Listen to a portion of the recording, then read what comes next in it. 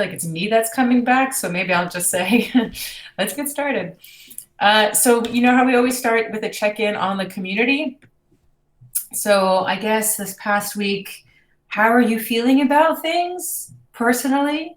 How are you feeling about things for your working group? And any observations you want to share about sort of our community would be really great to hear. And maybe if there's anything you want to add to the agenda, just jump in the document and add it as well. That's always the case, but I just want to reiterate that. Maybe I'd love to ask you, Nate, if you can get us started on this. Yeah, I think there's a lot of moving pieces right now. This is kind of just the check-in temperature check. But everybody seems to be doing really well. I think most of the working groups have active pursuits right now that are really, really awesome. Yeah, outside of that, it's just there's a lot of work being done. I think we have a lot of work to do before the end of this month. So I guess just keep an eye out for people and making sure that they're not overwhelmed. So yeah, I'll pass it to Wonka. Thanks, Nate. Well, from the gravity side, I feel like having a date for the second graviton training is something that motivates us to deliver well and to set expectations and to also to meet expectations. Like we have been working around the new blog post. We have been working around the new study plan, and also we now have like the dates and the names of the sessions for making the POAPs. So I feel like we have like a clear um, um, direction of what to do in the following next months. But for sure, there are still a lot of planning to do for the long term of the project. And yeah, I am so super excited about the hatch, and also like a little bit impacted by the news in these weeks. And like I think that we are living in very interesting times, but there's like a lot of contrast and shadows to the ideas that we share here in these calls, because we look for a very positive future and a very including future. But as Septi said in the last call, there are being like a lot of things that we cannot control, like natural disasters, and also like ideologies that are restrictive to human freedoms. So yeah, it's like I'm very motivated by the work, but also seeing a lot of contrast in the world. And I will pass to Septi. Oh, thank you, Juan. Yeah, for me, like today we had a super funny work session on the transparency working group. Like it was going to be me and Ivy, and since we were on Discord, like then Zero and Mon Manu joined, and like we were starting, we just decided how we were doing Discord roles. So like we started from two people moved to softcov and started from top, and two other from the bottom, and then we just sing. Like it was very natural and fun, and we did like the draft in like 1 hour and 20 minutes or so. It was super fun, and yeah, like being like people joining the work stage was cool, and yeah, like I still super excited for the commons dashboard. I needed to go out, like I needed to like start to making playing with this toy, and feeling myself as an economy again, like we did in the hatch. So yeah, super excited. I'll pass it to Nate. Yeah, we'll pass it to Livy. Thanks. I feel there's so many things in my mind. It's hard to catch the first one to bring down. I think it feels like there is a level of like autonomy that is really happening now in the community. Like I felt it maybe for real for the first time, like last week and this week, feeling like a lot of people were taking things to call their own and expressing more their opinions and using more in the processes. I think this revival of advice process optimism was really, really valuable because I see already more structure in it, and this helps so much to be coherent about our ideas and to like improve things. You know, when things are spoken and written, there is more of a cohesion that comes out, and I feel like this is helping a lot on our like collective arrangements. And I've been just reading a lot. I think I was feeling very tired this week of like doing things and feeling like I needed to like put more information from other areas to help solving some problems, and that has been very stimulating for me. And yeah, just really excited about everything that has been happening. And I share what Juan Carlos said, like this complete absolute chaos of the world outside. It feels like the real apocalypse happening. And being in Brazil, it's like quite something now too. It's like people screaming all the time, and there is this like general sense of chaos in the air that it makes me more motivated to work with everything we're working with and to try to like bring more concepts to give ground and cushion to the ideas that are emerging from our practice, because we are doing so many things that are super innovative in the practice, but then sometimes we don't have the vocabulary to communicate them in a way that they can become actually a practice, or that they can be informed to other people, or that they can make sense in other environments. So having this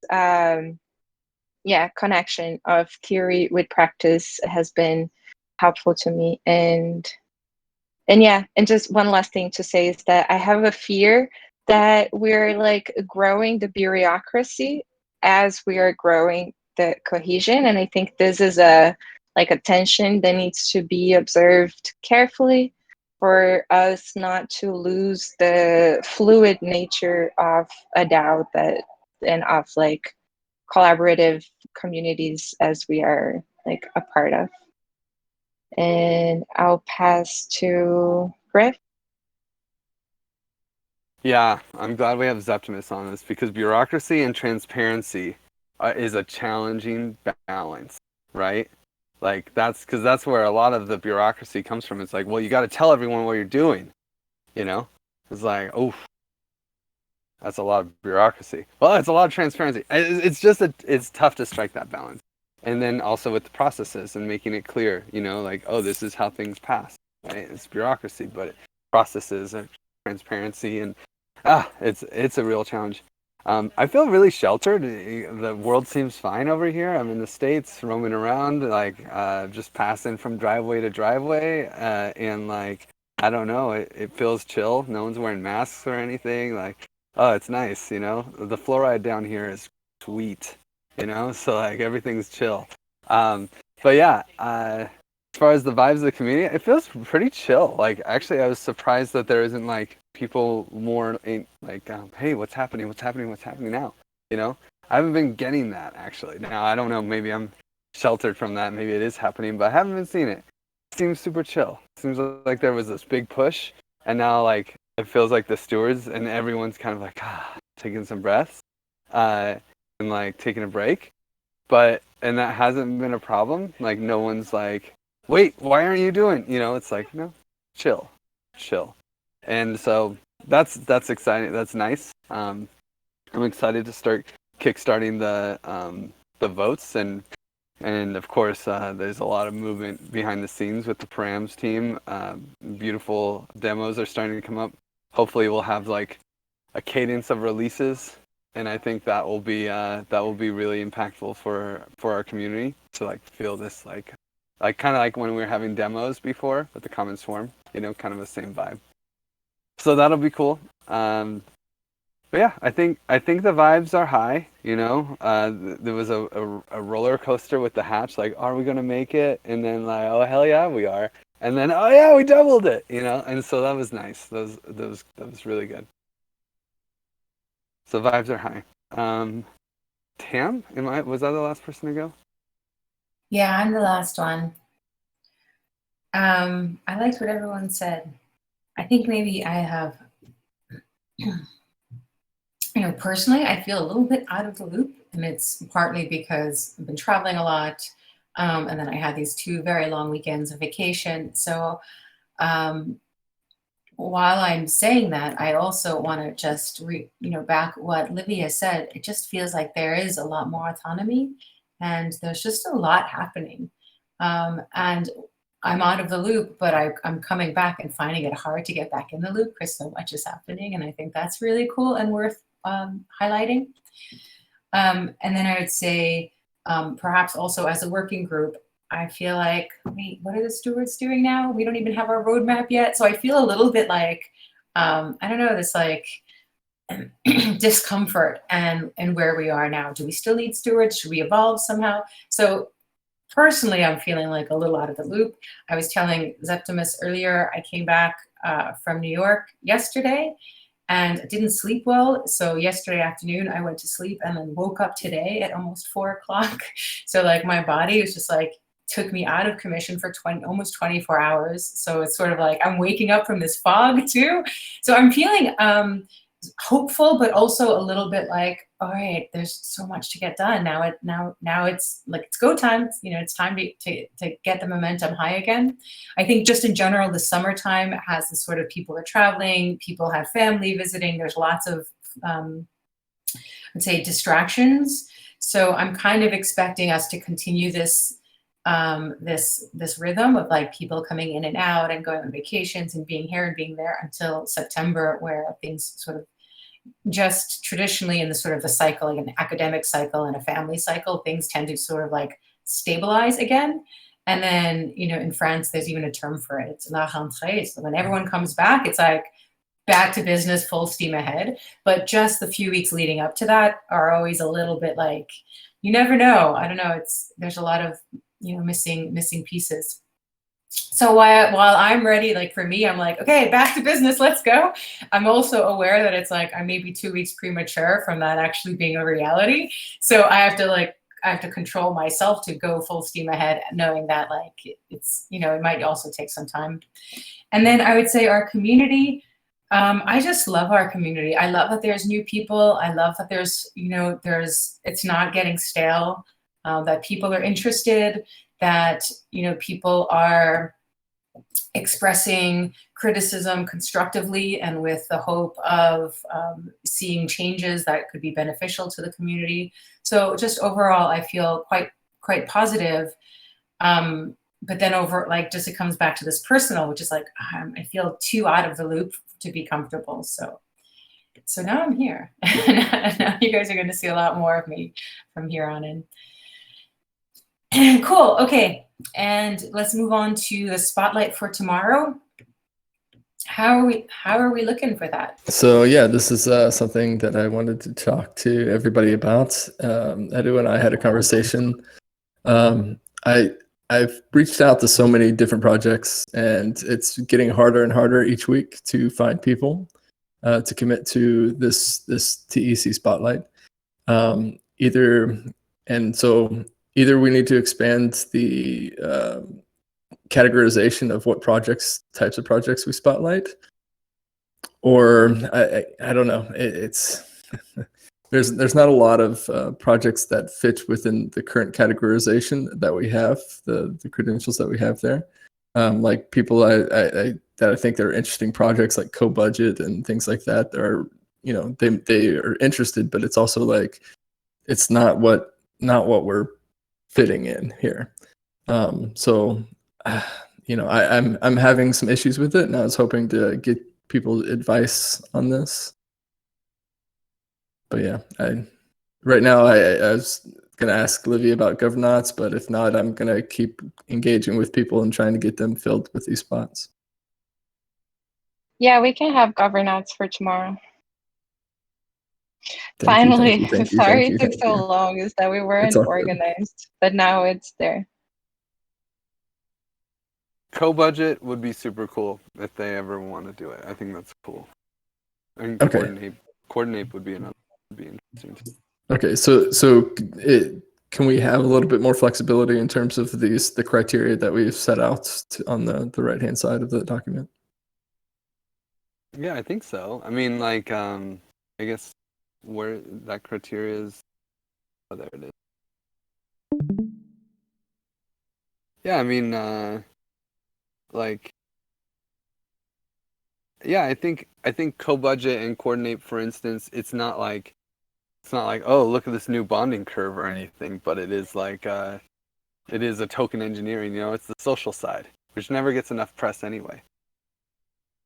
Okay, yeah, because I'm applying it to like whether this can be utilized from like a token engineering perspective in the vein of like Token Spice and CAD type of styled presentations rather than something that more on the human layer of like participatory budgeting and things like that, which are really important. And I think that would benefit us, but the current criteria is a little bit strict. Yeah. I think boson would be super cool. And that's YGG could probably talk to someone from there. I mean, he's also involved in it. He could probably present it. But there was someone we met at ETC that was. No, I was just going to say, like, that's another question I have is approaching projects that like clearly probably do not need funding at all. Should they be qualified into this category, or should we be looking for like Michael's project with Arbor Vote and things like that, where it's like they have a great idea, a great foundation for it, and we want to highlight them as kind of like a small project that could have a lot of potential in the future for token engineering? I mean, do the best you can. I think it's one of those things where it's like, well, of course, the best is if they're like in the token engineering space and they need funding and they, but it's like, well, Boson doesn't need funding, but I'm sure we're all curious about what they do. And they might, be looking to make some standards around something. Yeah. The other one. I'm sure that there's some cool projects out there. Like, one thing that Z was telling me, or no, who was it? Someone, oh no, it's Trent. Trent was saying like, we're too removed from the token engineering like Discord. It'd be nice that like what's going on in the token engineering Discord right now. Like I'm sure that they're working on some cool projects that could use a 5-minute like, hey, this is happening just over there, Okay, yeah.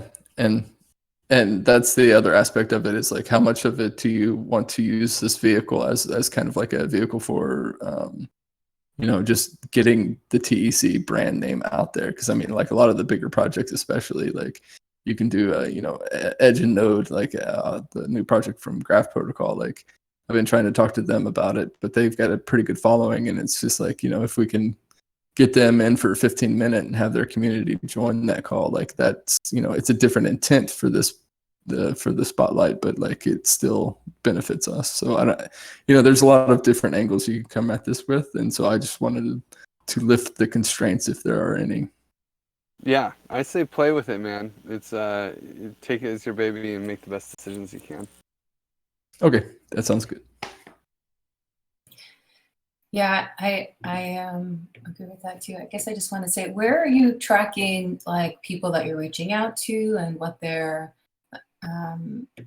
feedback is? And this sort of exists just as like a ad hoc place so that it can be helpful as people throw out suggestions during this stewards meeting.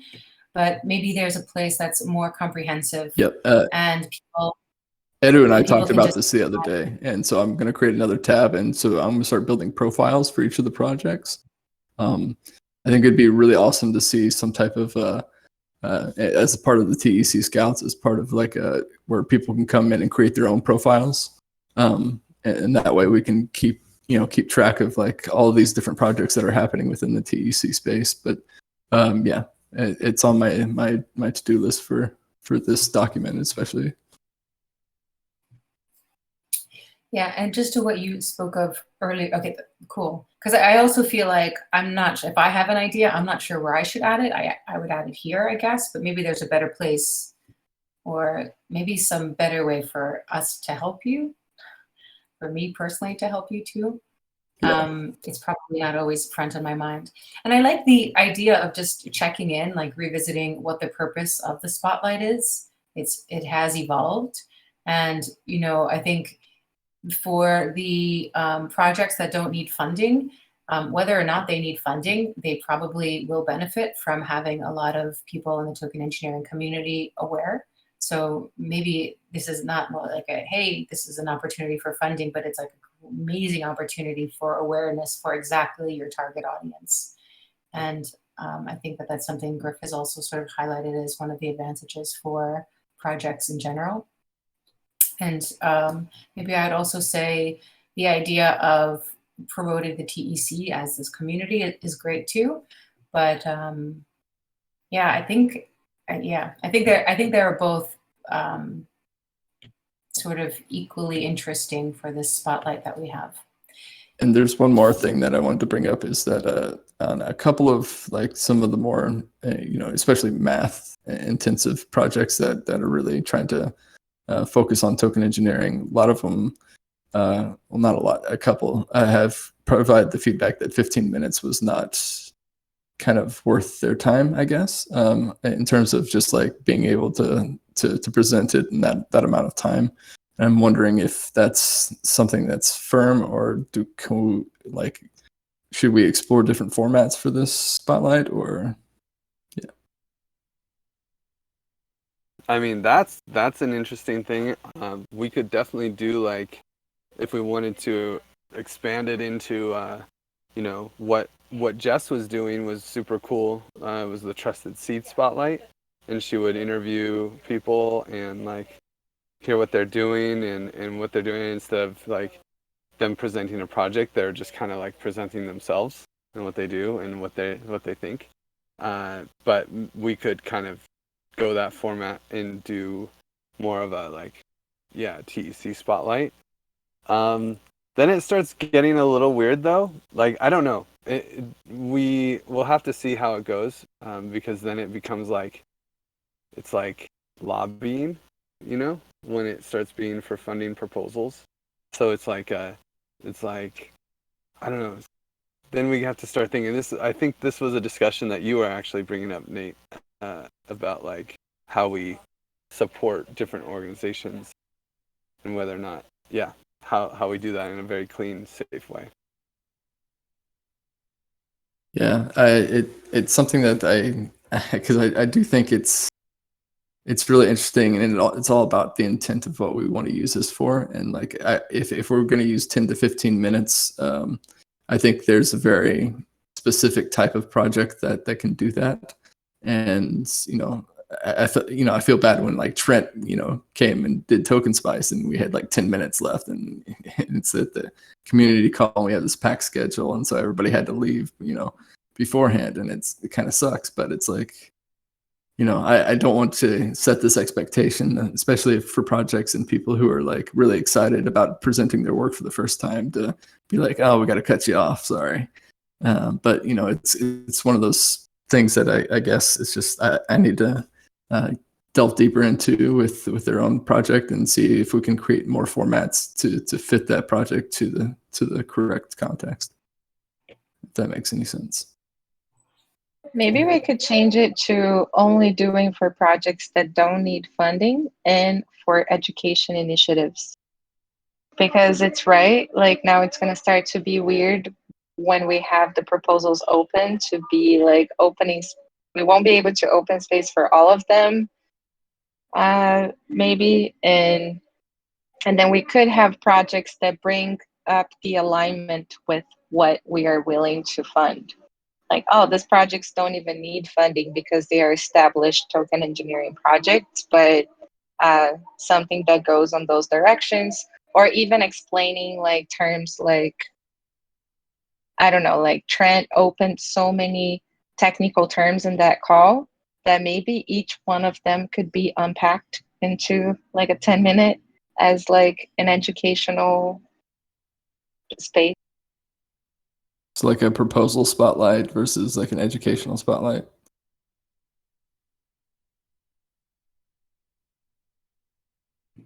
Throwing another idea in there, there's probably people within our community or within our stewards who could do a 5-minute spotlight.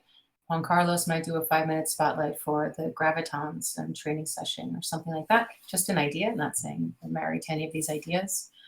And I guess I also want to say the purpose is the community update, right? The purpose of this is definitely like sharing with the community what's been going on. And then the spotlight is sort of like the cherry on top. So I guess I just want to say, let's be careful to make sure that the purpose of the community call is still the community the updates for the community, and that the spotlight doesn't start to supersede in terms of that importance. And I look at it as like a very short introduction to the project. And if it's not a short introduction to the project, I really love the idea of present to the TEC some other time. Like we can have a monthly, presentation or bi-weekly or something like that. We could have some other format where we can give somebody 45 minutes with a 15-minute Q&A, something else than this sort of spotlight that's just, an addendum to the community call. And I think that a lot of people would be interested in that too. We could have the TEC talks or something like that. Yeah. And allow people to present their full project as they would do so at a conference or something.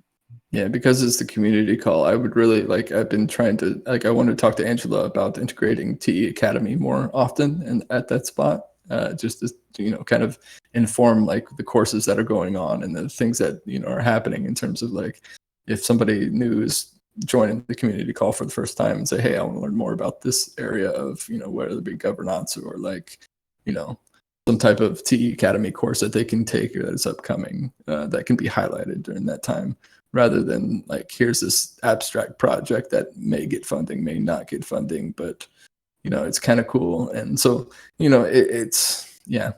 think the setting for it is really important, and I just wanted to talk to all of you about it, and I appreciate your feedback. Cool. All right. Are we ready to move on past the spotlight? It sounds like there's like some shaping to do of this, and it sounds like this is the right time to do it. And Nate, you're the perfect person to do it too. So cool. Sharing working group news for the bi-weekly blog post. I just want to say Katie's like a force of nature. She posted the blog, I don't know how, in between temporary housing and 2 small kids across like in a different time zone. She somehow managed to post this anyway. So cool. I don't know if everyone knows it yet, but I think that I didn't know that it would happen this week, to be honest, and I didn't want to pressure her, but she just sort of did it anyway, which is amazing. And then the steward, but I don't think we need to go into this. The next one will be 2 weeks from now, so we'll review it for our next stewards call. And then the forum post is also out. Just a reminder, when Katie's writing it, she uses the community call slides to know what should go in that week. So the more copyable it is, the easier it is to do. Okay, these HatchDAO votes. If it's okay, Griff, can I pass the floor to you to talk about the 3 HatchDAO votes that you've raised that we need to do now? Yeah. Or soon? Well, I'm really looking for leaders. Oh, nice. One wants to take the 75% one. So the 3 votes are the one that's really well defined is the 75% governance rights. This was part of the no abnormal intervention proposal, and so we need to push that. Also, there's a bunch of people who lost their keys, specifically some OneHive people that we really should support them. And there's probably a bunch of people from the Trusted Seed that change their address or want to change their address. And I think it'd be good to give them a chance to do that now. And it's really cool with EVM CRISPR. We can just like burn and mint all in one transaction, and basically the DAO can, in one fell swoop, change like, you know, a bunch of addresses around and give people what they want. So I think an open call to do that would be really cool. Because I know 2 people need it for like, you know, $10,000 worth of funds that are lost, not to mention the impact hours that were minted. So we should do that. And then also the initial buy into the bonding curve. This is a little bit more complicated, or a little bit more, I think we need to put more thought into it. Those other 2 are like really easy, and we could get those going super quick. At least start a process for them. But this one is like, we probably need to figure out what we'd want to spend the money on. There were 2 suggestions that came up so far.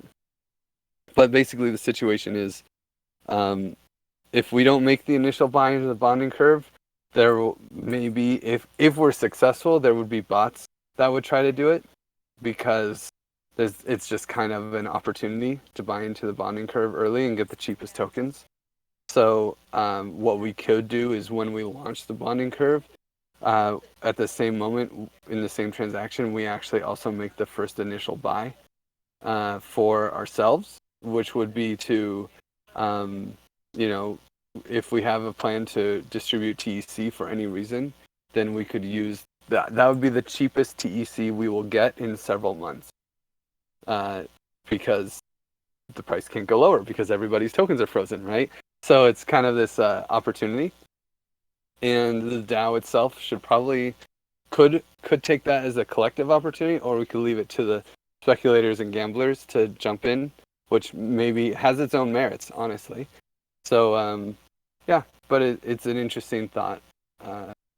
The thing with the last vote is we really need to decide what we would want to spend the money on. It could be spend the TEC on. I think the rewards, like for source credit and praise, probably important that we actually have a more defined like proposal for that before we push this one forward, if that's what we're planning. There's also like people have been hitting me up and hitting Jeff up like, hey, I missed the hatch, like I still want tokens though. You know, we could buy these tokens for strategic investors that missed the hatch. It's also another opportunity. But yeah, so that's the last one. And then there's also the covenant that will need a proposal, right? Are there any other votes that anyone has in mind?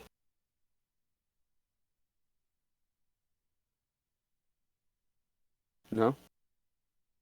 So, Guess- yeah. Sorry. I said, I guess I have questions about the third one, in terms of where would the funding come? Would it come from the common pool after the upgrade? It would come from the hatch DAO. It would kind of skip the funding pool, or it would skip the common pool and the reserve and just go straight into buying it. So we would, and this is why I would want to do this sooner rather than later, so that we can put that into the parameters. So it's like, yes, we are going to buy the first, you know, $30,000 worth of tokens in the bonding curve, so that we can hold it back for rewards for the first 3 months. You know, and where would we custody that? Probably in a smaller, probably in the, I mean, it depends on where the money's going, but in a working group. Okay. We have if it was for the reward systems, we have a DAO already, so that would be easy. For like source cred? Mm-hmm. Okay. Do we have to vote on the praise and source cred options or final proposal?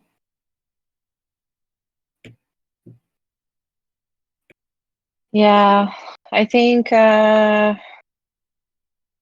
write it down what I have in mind, and maybe this like reward system working group it's gonna take a longer time for sure than the solution we need.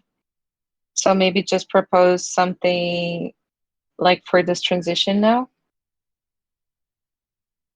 and then we can incorporate in that proposal. Does that need to be voted on, or is that something that we reach agreement on off-chain? Really good to vote on how the quantifications will work, since that was part of the problem of the intervention stuff. So I think we could continue with a fairly similar process. And then there are some things that Octopus suggested that we can probably apply now already. And then go with that. And I think SourceCred, we already have all the data there. So we were thinking to leave the data as it is, to still do the retroactive funding of the things that didn't get rewarded. But we could also choose to just go from now on and say that we just had that data for like studying purposes or for testing the tool, like looking into it. We could have a session to look like, hey, do we like this distribution, or do we want to tweak the parameters of SourceCred? And then if we like the distribution, then we can go ahead and reward. And then if we don't like, then we have a session to tweak the parameters. And then we start rewarding from there on. Yeah, I don't want to like be the Debbie Downer, but I I do have concerns about the use of source cred at its current state as a reliable method of rewards. But I don't know. Maybe you have a different perspective on it.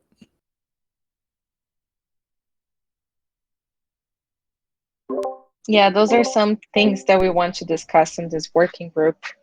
And we're having these sessions starting on the 10th to have these panels with SourceCred people and MetaCred and all of the reward systems people to, like, I don't know, I feel like it's a fairly new space that we don't have so many answers. We're just playing with data from like the last year or so from multiple projects. And we still need a lot of people to look into this data. So this is part of why I think we should have this working group. But then we're thinking of having it for like 8 weeks or so. So that will take a long time and we need a solution for now. So we can just propose like a transient solution and then go from there. And if anyone has ideas of how this should be, we should talk about it. I definitely think that you put a lot of thoughts in it, propose something, and let's roll with it, and we can evolve the process as we go. But like, we just need movement and decisiveness. So I'm still not sure if this ends up being something that the Hatch DAO is going to vote on or not. Is this possibly something that the Hatch DAO will have to vote on, which would be like how we're going to quantify for the period between the close of the hatch and the launch of Commons upgrade, or going forward altogether? Like, will the community vote on here's the going forward model for quantification? I mean, Or is it going to take longer? I assume we could loop number 3 in with that, right? And say like, here's the proposal to, of how we're going to do rewards, and we want to be the first people to buy into the bonding curves so we can maximize rewards. And here's the proposal of what we're going to do with that money and how we're going to reward the community to start, and it will evolve over time. I think that's a fair proposal to make. I think it wouldn't really. I don't think the DAO would want to pass number 3 unless there was a clear idea of what to do with the money, right?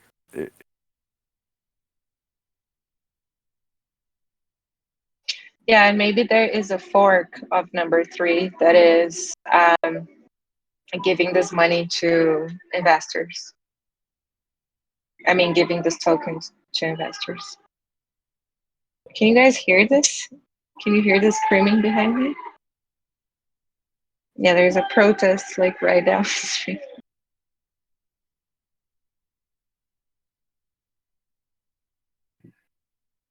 All right, cool.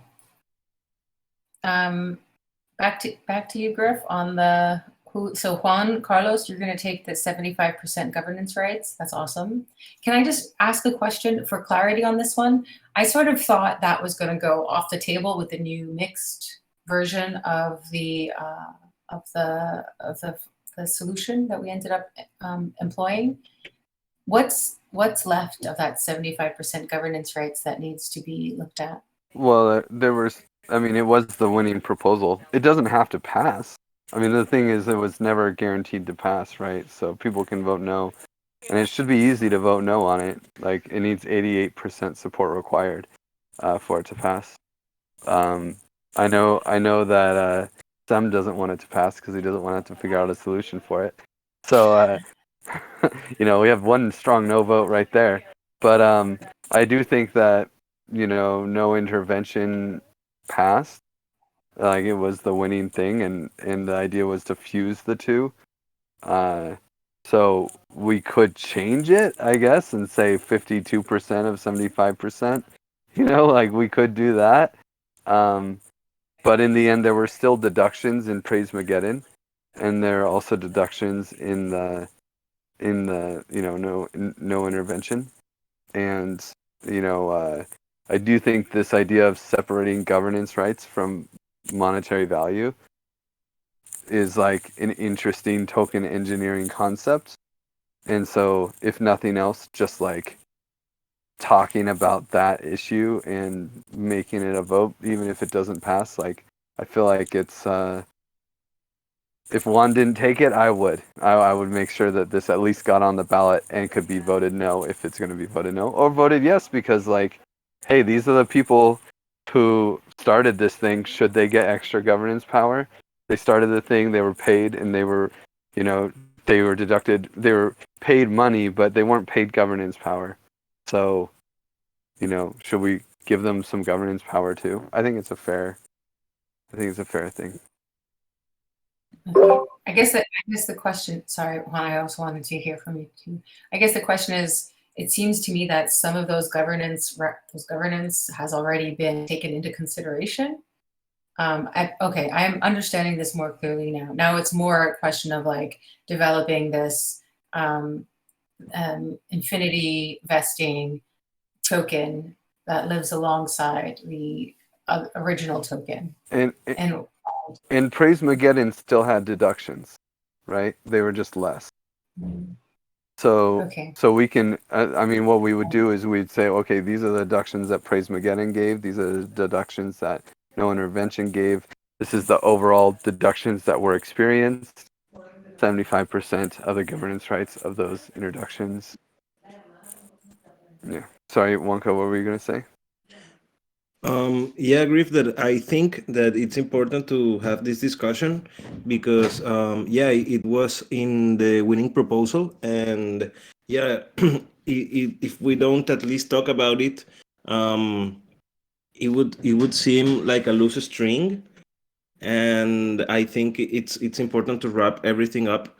And also, yeah, I think that maybe instead of proposing the 75 governance rights, I would start talking if there is other number that seems more that has more support from people in the community, like instead of 75, like 70 or other number. But I think it's important to have this discussion too. And I also agree with you that it's important to try to separate governance with money, because this was something that we talked with Angela and with Livy in the own conference.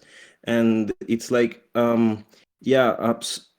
all the time we have with coin vaulting, we have like the one who has more governance is the one who has like more money, and it would be interesting to make it more independent. Just for the sake of this proposal, I would love if this conversation and these topics can be explored on another level and on maybe even other proposals or even like study groups and stuff, because this is part of what we're doing at the governance, and I would love to get you more involved in that topic, Juan. But I feel like for this proposal it has to be like what it was in the no abnormal intervention, just to conclude that cycle, because it was already proposed, and this is just the execution of a part of that proposal. And I actually wrote most of it already in that document.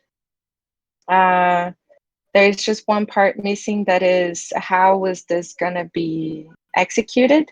So I was thinking that Griff could add that part, because so I put the explanation of why this proposal is coming up. What were the what were the things that the community was thinking, how this proposal addresses that, and also that there was that we chose for the compromise, and that Praise Magadon already started to look into that somehow, and that if this is still necessary. So just the part that talks about how is this going to be implemented, that I think should have like a clear description. And I do think it would make sense for Griff to propose that, since it comes from like, there is this technical approach and it comes from the other proposal that you made. But I don't know, what do you guys? I mean, I'm fine to propose it. The thing is not just proposing something to get it to pass or to even like get it through, right? You have to propose it on the forum, respond to the comments, evolve the conversation, and then get people to vote on and get it into whatever governance system. I guess we're doing snapshot, and then get it into the next step and the next step and the next step, and like holding that flag the whole way.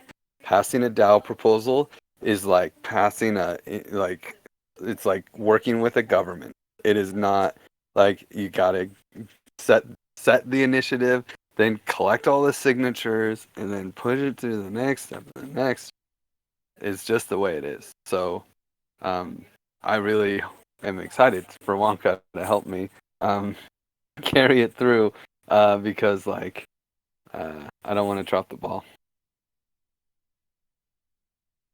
Do we have a rough estimate of how many governance tokens would be minted in this proposal? That's something I need to do, but it would be a lot. It'd be a lot. Probably like, if I had to estimate, maybe like 15 to 20% of the total supply, so 400,000 tokens ish. But that's just a guess. Like, I can get those exact numbers. The numbers exist. That's the cool thing. We just have to pull them out. Yeah, I've been like thinking a lot about just kind of the design space for it, and just terms of like instead of individuals having it, but rather having it like it's a big pool that can be delegated. I don't know. I just want to know, see, like, if we can explore different design spaces for this type of proposal, because I do think it's very interesting from a token engineering perspective of what types of structures we can build from it.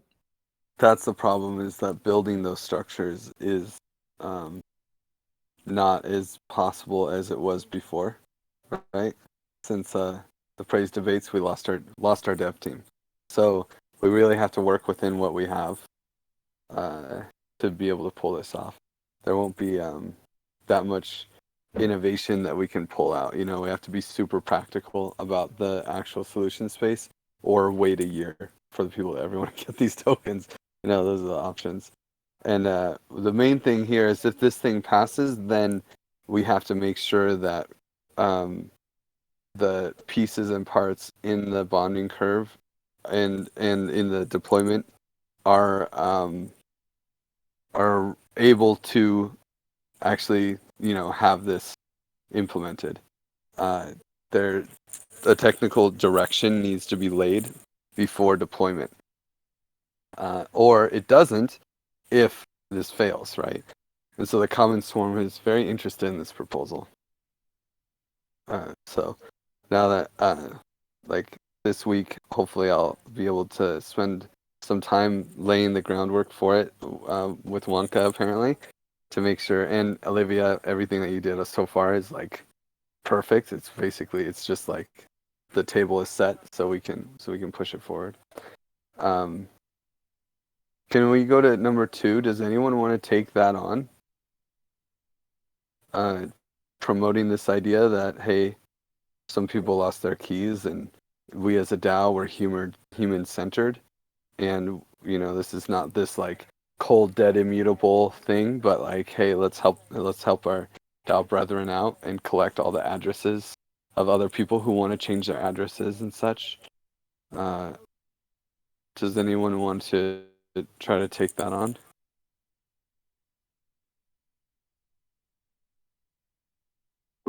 I feel it's tough because like you have, like you were saying before, like the same for 75% governance. Like you need a big quorum and a big support, and and you also have to pay the tollgate fee. We'll be I using think Snapchat. well, for this one, there will be a tollgate fee no matter what, because the DAO will have to mint tokens and burn tokens. So the DAO has to 75%, we don't need a tollgate fee. But the other two, there's no way around it, because they will actually number 3, we don't need a tollgate fee because it'll be looped into the actual deployment. But for number 2, that will be an actual DAO action. And so I think the expectation would be to, if the vote passes, that included in the vote would be to send back the person's tollgate fee. If the vote doesn't pass, then, like, that's a problem, and they will lose their tollgate fee.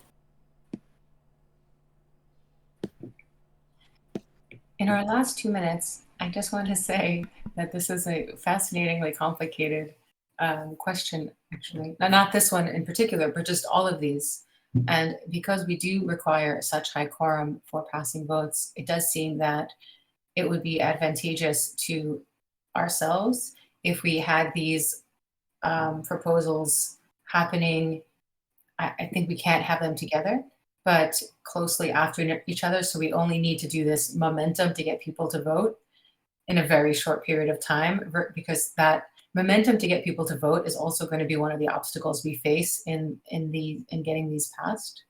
And if we can sort of be like, there's this week, we need you to vote this week. This is the week that we're voting on all these important things, and then we can just get them done one after another. I think that's going to be one of the challenges we face in passing these, aside from. I want just us to, like, not worry so much about the quorum. Like, there are 2 people that have like over 5% of the vote.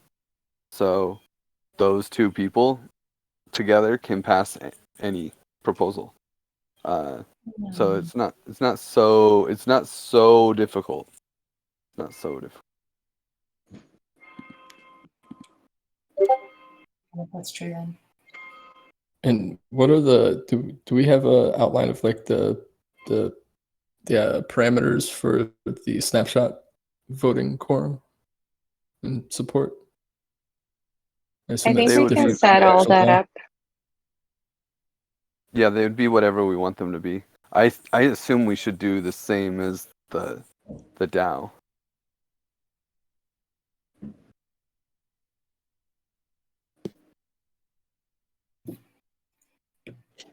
We're at the top of the hour. I don't know. I think everyone else has meetings to go to as well. I'm happy to help in one or both of the last two, if that's helpful. I see that you guys already have a nice template to use. I mean, it's just about writing down the arguments and the data that's required for people to make a decision. I'm happy to help with one or both of them, whichever one you guys think is most important. Yeah, I also volunteered to help, but not to carry the flag because, as I say before, like I'm not super confident on myself for taking that on. But definitely not to write a forum post or support.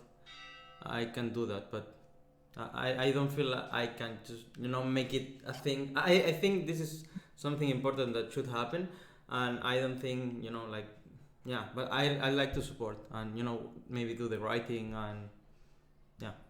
Zep, do you want to collaborate on them? And you and I can do the second Yeah. second and third one? Okay. Cool. Yeah. Especially, I feel I have more idea how to. Yeah, definitely. Yeah. Let's do both.